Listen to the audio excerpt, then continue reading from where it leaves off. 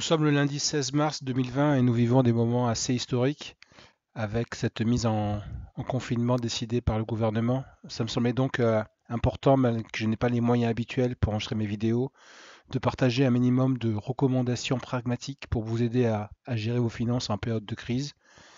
Spécifiquement, on a abordé donc trois thèmes. Le premier, c'est lié à vos revenus et vos liquidités. Euh, Comment les évaluer, comment les sécuriser, que vous puissiez tenir sur les périodes de crise qui sont devant nous. Pour information, rien qu'en Chine, ils ont réussi à régler le problème du Covid-29, du Covid-19, excusez-moi, en à peu près 2 mois et demi. Ils viennent de sortir de leur confinement, là, début mars, alors qu'ils sont rentrés à partir de fin décembre. Donc vous avez une ordre d'idée, on n'est pas en train de parler de 15 jours, mais probablement de 2 à 3 mois de confinement. Le deuxième point sera lié à vos dépenses, évidemment. Que faire pour les réduire, pour pouvoir effectivement avoir le net des deux, c'est-à-dire des actifs disponibles tout de suite en termes de liquidité, moins les dépenses sur les premiers mois qui arrivent, pour que vous puissiez avoir visibilité sur le nombre de mois où vous pouvez tenir. Et puis évidemment, que faire par rapport aux investissements boursiers. J'ai pas mal de demandes par rapport à ça, donc je souhaiterais pouvoir vous donner un éclaircissement très précis à ce point-là. Première question qui se pose, y a-t-il un risque de perdre son emploi avec la crise qui est en train de s'épanouir malheureusement devant nous? La réponse, je pense, est affirmative. Alors certes, Air France KLM n'est pas une société française mais hollandaise, mais je crois que la violence avec laquelle cette entreprise-là dégaine quelque part les premiers licenciements, je pense ne peut que vous être indicative de ce qui vient de se passer. Quand vous voyez le nombre de business qui aujourd'hui ont l'obligation de fermer, de business qui sont très souvent des entrepreneurs individuels ou des entreprises qui n'ont pas autant de liquidités qu'un Air France KLM, je pense que bien évidemment aujourd'hui, il convient d'être raisonnable et de penser que vous risquez de perdre vos emplois pour un nombre malheureusement trop important d'entre nous. Donc du coup, d'où l'importance de cette vidéo-là. Que faire dans ce temps-là? La première chose, évidemment, si vous ne l'avez pas encore fait, c'est de suivre les conseils de ce monsieur ici présent, Dave Ramsey. Vous voyez, il recommande d'abord de mettre en place des fonds d'emergencies, puis après, une fois que vous avez payé les dettes autres que celles de votre maison, de mettre 3 à 6 mois de côté. Je crois qu'on se rend bien compte aujourd'hui à quel point cet homme a complètement raison. Il convient d'être capable d'avoir ces 3 à 6 mois de liquidité disponible à n'importe quel moment pour faire face à des situations comme celle-ci que nous connaissons aujourd'hui. Donc si ce n'est pas le cas, que faire? Si vous n'avez pas ces 6 mois de trésorerie, ce que je vous propose comme action numéro 1 avant toute chose, c'est d'aller sur votre compte bancaire en ligne et de tirer immédiatement sur toutes les lignes de crédit que vous avez à votre disposition afin que vous ayez 6 mois de cash devant vous. Quel que soit le taux de cette euh, crédit à la consommation que vous avez contracté, maintenant pour pouvoir vous mettre de côté, mettez ces 6 mois de cash mensuel, qui correspond donc à vos revenus mensuels, de côté, pour que vous puissiez faire face à ce qui sera devant vous. Ça me semble être la toute première action à prendre pour pouvoir vous permettre de faire quoi?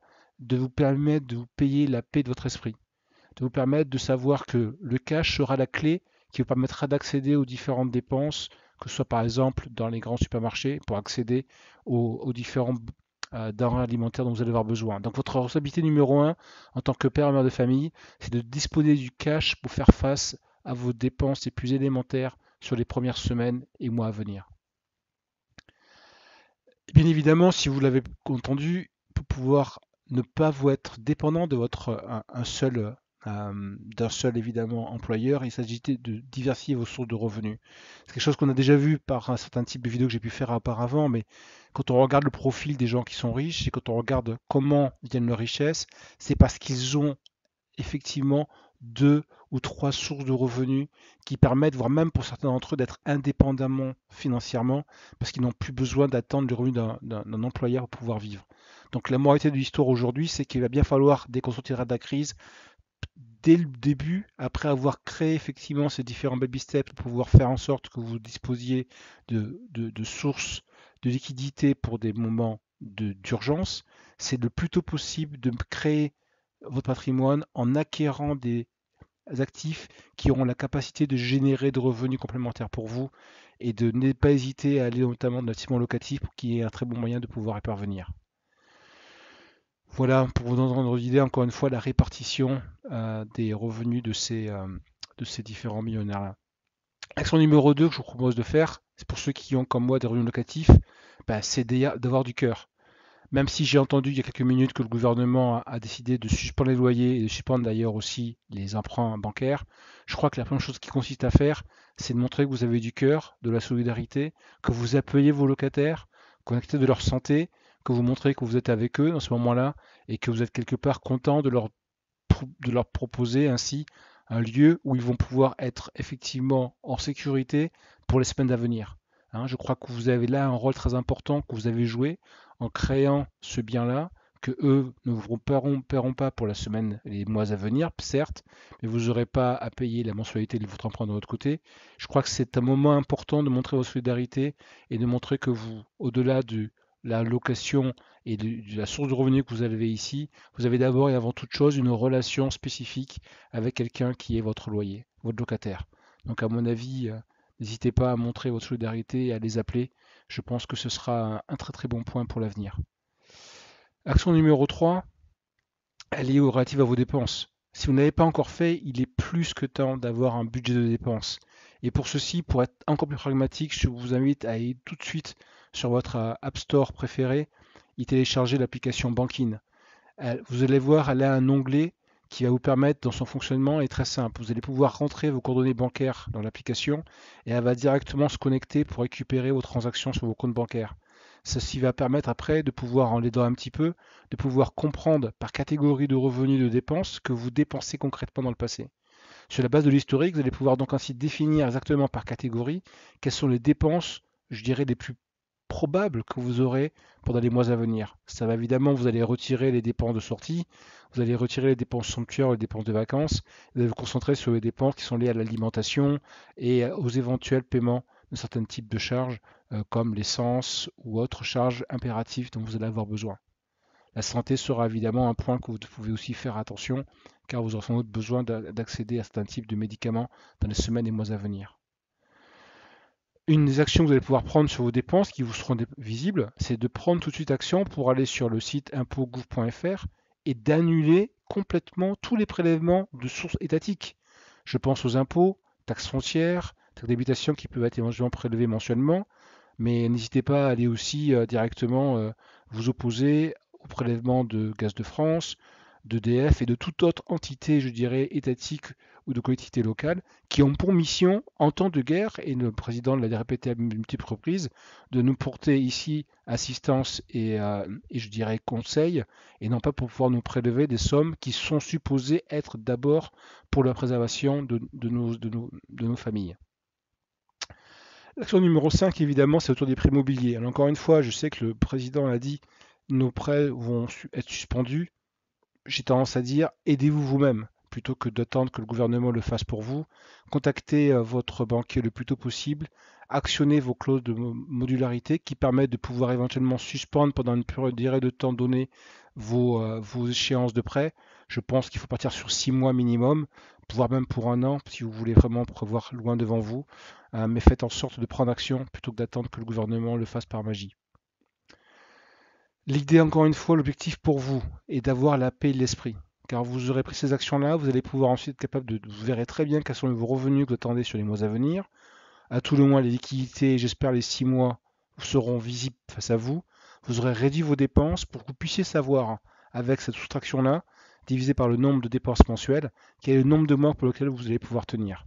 Une fois que vous aurez fait ceci, vous allez pouvoir souffler, vous occuper de votre santé, de celle de vos enfants, et ne pas avoir cette espèce de nuage au-dessus de votre tête qui va venir vous pourrir et augmenter votre anxiété. Enfin, investissement boursier. J'ai pas mal de demandes pour savoir est-ce que c'est pas le moment déjà de revenir sur le marché boursier.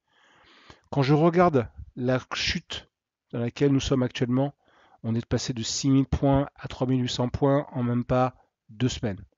La chute est extraordinaire et quand vous regardez la courbe ici, et je parle des dernières 20 années, on ne voit pas une chute aussi forte que celle qu'on vient de vivre à l'instant. Premier élément. Deuxième élément, ce que vous pouvez voir ici, c'est que le plus bas point des dernières 20 années est autour de 2300 points. On est à 3800 aujourd'hui. Compte tenu de la violence de la chute qui est ici, je dirais que c'est un signal noir qui est absolument anormal et qui me laisse penser qu'on est dans un inconnu le plus important ici. On ne peut même pas vraiment dire en se sécurisant, ah, on ne pourra pas tomber à moins de 2300 points. On n'en sait absolument rien. Pour une simple et bonne raison. C'est que si les cours de bourse évaluent des cash flows futurs, aujourd'hui personne n'est capable de dire quels seront vraiment les cash flows futurs, de quelle baisse de récession va-t-on ici regarder. On est quelque chose qui remonte probablement à quelque chose d'aussi dramatique que les dernières guerres mondiales. Donc tant qu'on n'est pas capable de valoriser l'étendue de l'impact économique, on ne peut pas valoriser effectivement la valeur des bourses aujourd'hui. Et donc il est impossible d'être un tant soit peu rationnel quant au niveau, je dirais, de résistance que devraient avoir les bourses.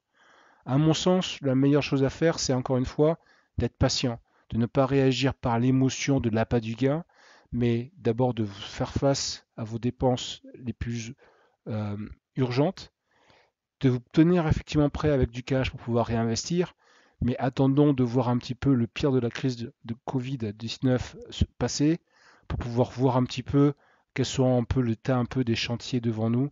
Et à ce moment-là, il sera toujours temps d'investir et de notamment investir dans ces entreprises qui seront contracycliques, défensives, qui permettront d'avoir la certitude que ce business-là, lui, survivra à une éventuelle autre dégradation de la crise.